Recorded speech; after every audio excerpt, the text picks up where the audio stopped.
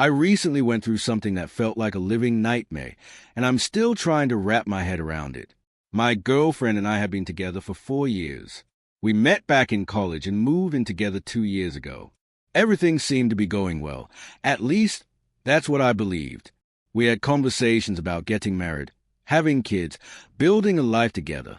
I truly thought we were on solid ground. Then everything unraveled. It happened on a Thursday night.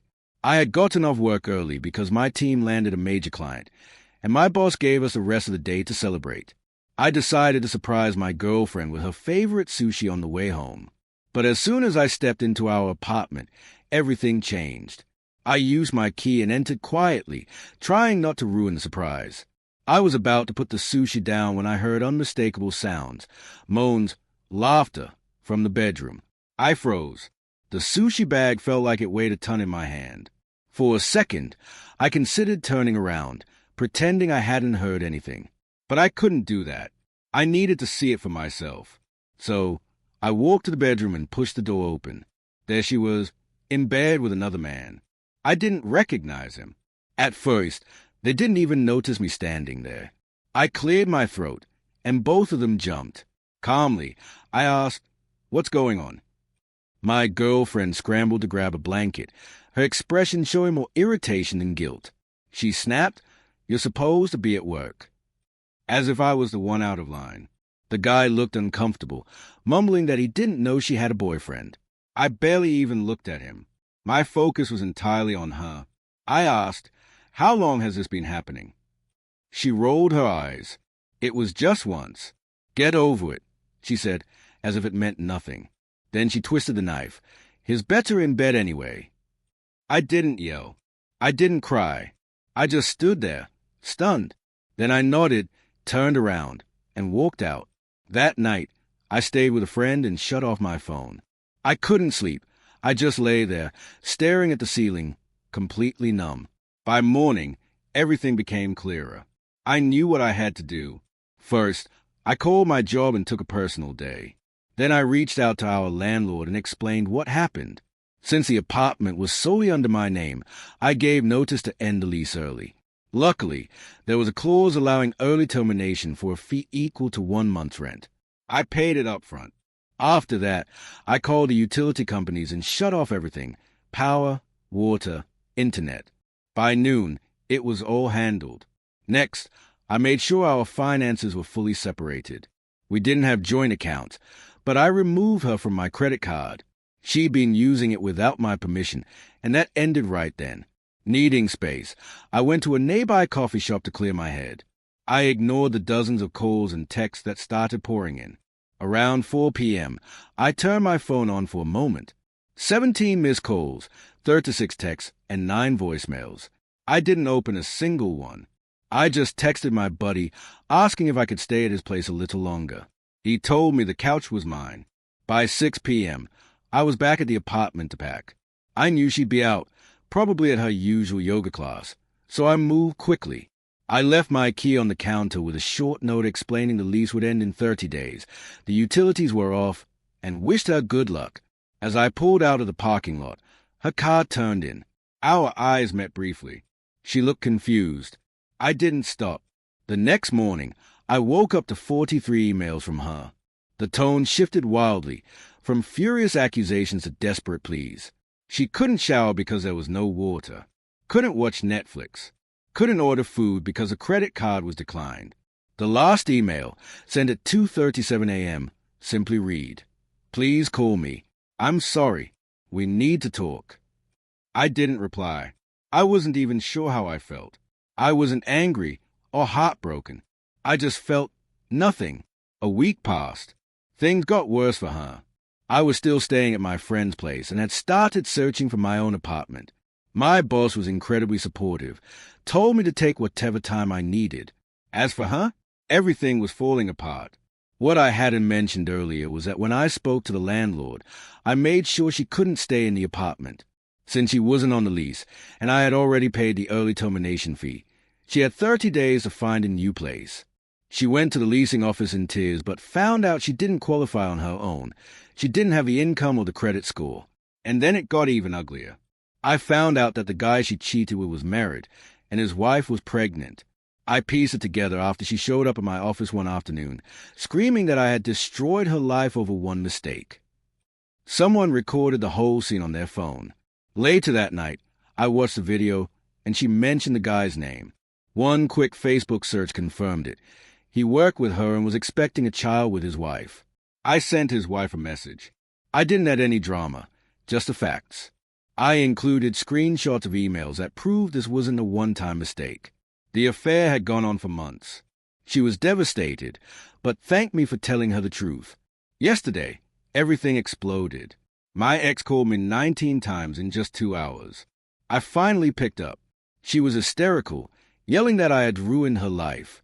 "Do you even know what you've done?" she screamed. I stayed calm and replied, "You made your choices." She broke down crying, begging, apologizing, saying she didn't know what to do. She even asked if I'd turn the utilities back on and let her move back in. This morning, she sent an email with a list of demands. She wanted to move back into the apartment. She wanted me to pay her rent, turn the water and internet back on, give her access to the credit card again, and, get this, she wanted me to contact the guy's wife and tell her it was all a misunderstanding. Oh, and explain to her boss that she made one mistake. I haven't responded, and I don't intend to. My friend thinks I'm being cold, that maybe I should at least help her find a place. Maybe he's right, but every time I think about it, I'll never forget the look on her face when she smirked and told me he was better in bed. Some things leave marks too deep for forgiveness. It's been about 2 weeks since my last update, and life has shifted into a strange, unfamiliar rhythm. But it's finally starting to feel like mine. Let's start with the upside. I've officially moved into a new apartment. It's smaller than the one I used to share with my ex, but the location is way better, closer to work, and it even has a rooftop where I sip my morning coffee. A few friends helped me get everything moving last weekend, and slowly, it's beginning to feel like home. Now, about her. After I ignored her last email asking for help, she sent another one. This time, it wasn't just about how she'd messed up. Suddenly, I was part of the problem too. According to her, I didn't praise her enough, I worked too much, and I failed to be emotionally available. Classic deflection. I didn't bother replying. 2 days later, her sister gave me a call. We'd always gotten along, so I picked up. She said she wasn't taking sides, but wanted to know if I could help out with rent, saying my ex was in a rough spot. She admitted her sister had made a serious mistake, but felt I'd gone too far by cutting her off completely. I explained there was nothing to cut off. We always split bills evenly. The only thing I fully paid for was the internet, which I now realized my ex had told her family was entirely my responsibility. Her sister went quiet. That's when I learned my ex had been painting herself as financially dependent on me for years, even claiming the apartment was too expensive, when she was the one who insisted on the upgraded unit with all the bells and whistles. Later that night, her sister texted me again to apologize, said she needed to have a long talk with her sibling. Then came the real shock. Turns out, the married co-worker my ex had been seeing got reported to HR. His pregnant wife had gathered proof of their affair, including screenshots I'd sent her, and brought it to company. Both my ex and the guy had been sneaking around on company time, which went directly against workplace policies. They were both suspended pending investigation. I found this out firsthand. One night around 11 p.m., I heard loud banging on my door. It was her, completely drunk, makeup streaked down her cheeks, yelling through the hallway that I'd ruined her life and that she was probably going to lose her job. She said she had nowhere to go in 2 weeks and demanded I let her in, told me I owed her. I told her flatly that I wasn't her lifeline anymore and shut the door. The next day, I got a text from her sister again. Another apology. Said my ex was now staying with her, at least for the time being. I didn't reply, and for a while, things went quiet. About 3 weeks later, I ran into a mutual friend who gave me an update. Both my ex and her affair partner had been terminated. The wife followed through on filing for divorce and had even listed my ex by name as part of the reason. I didn't feel vindicated. I didn't feel much of anything, honestly. I was just tired of the chaos, the drama, the emotional wreckage. I didn't want her in my thoughts anymore. I focused on setting up my new space. got a few houseplants, which he always said were too much trouble, and started building something peaceful for myself. Bit by bit, I was rebuilding. Now, over 2 months later, life looks very different, and in a good way. I recently got promoted at work. Higher pay, more responsibility, and surprisingly, I'm enjoying it. My apartment actually feels like a real home now, and I've even started cooking real meals instead of living off delivery and leftovers. Then, out of the blue, an email from her popped up in my inbox. The subject line just said, "Closure." At first, I hovered over delete, but curiosity won. To my surprise, it was a genuine apology. She took responsibility, admitted to lying, to manipulating me, to exploiting the stability I provided. She told me she was now in therapy, working through painful realizations. The part that struck me most was when she said that every time she cheated, it wasn't just about the physical act. It was about the dishonesty, the deceit, and how she took advantage of someone who loved her. She ended the message by saying she didn't expect a reply, just wanted to own up to everything. I let it sit for a few days before I responded. My reply was short. "Thank you for your apology. I wish you the best as you move forward." That was the closure I didn't know I needed. I haven't heard from her since. A mutual friend told me she's still living with her sister, but has an interview lined up in another city. As for the married guy, he tried to win his wife back, but she went through with a divorce.